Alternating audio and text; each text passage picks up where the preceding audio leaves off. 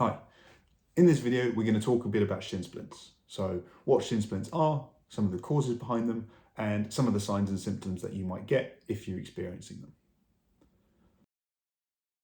First and foremost, what are shin splints? Shin splints is an umbrella term that we use to describe exercise-induced leg pain, which is encountered by athletes from all levels, so from recreational runners all the way to the world's class elite athletes. And this term really that we use is there as an umbrella to kind of cover a wide range of pain conditions relating to the lower limb, to the lower leg. But more specifically, when we talk about it, we typically tend to be referring to it towards an inflammation of tendons, of the muscles where the muscles attach onto the bone, as well as potentially inflammation of the bone itself. So what causes shin splints? Essentially, a lot of factors and a lot of issues related to shin pain are caused by a load issue.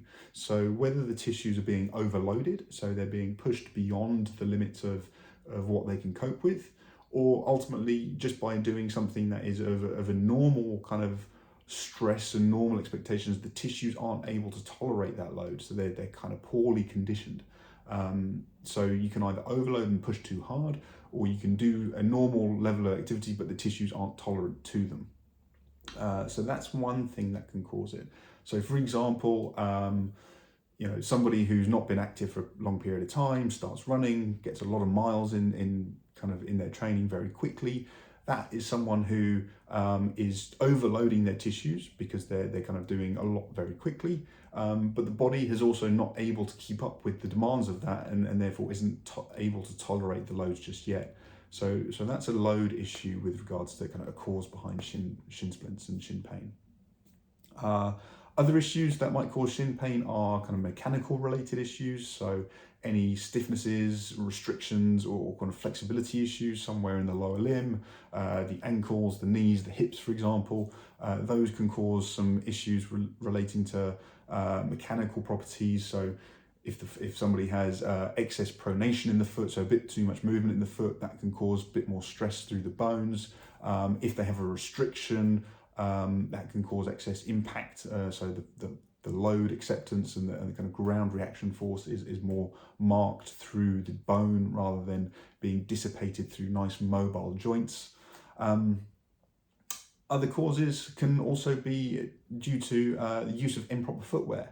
So someone who's kind of training or doing exercise and activity in footwear that's not designed for the task, or potentially in someone who's using their shoes that they've had for 2-3 years, their lucky pair of running shoes, and really that those trainers are falling apart, and then they're not quite structurally able to do what they're supposed to do anymore.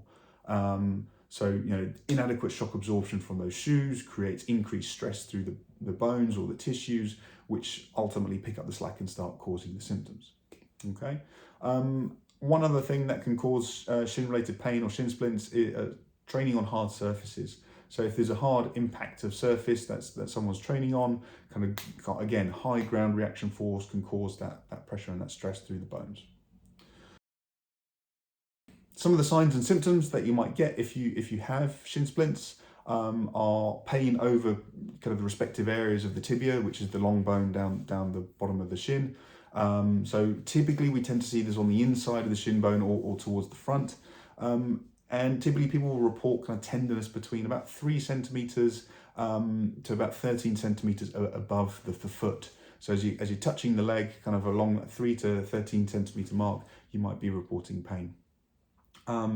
Pain on running or walking are also common symptoms. Again, we're talking about this pain being in the shins. And in severe cases, kind of like pain, you might find pain is noticeable on particularly light weight bearing, so kind of standing or kind of just like putting your foot down on the floor while you're sitting. You might find there's pain through the shins through that. People will also often report that their pain often gets better, so it reduces after they've warmed up a little bit. So they've got moving, they've got active, and they're kind of moving, and it feels better. But then once they stop their activity, it starts to get painful again. So that's where pain increases once more. So there you have it, in a nutshell, a very short kind of overview of some kind of the causes of shin pain, some of the signs and symptoms, and that umbrella term that we use to describe shin splints. Hope you found it helpful. Please have a look at our website, olympusphysiotherapy.com, for any further information, and we look forward to speaking to you soon.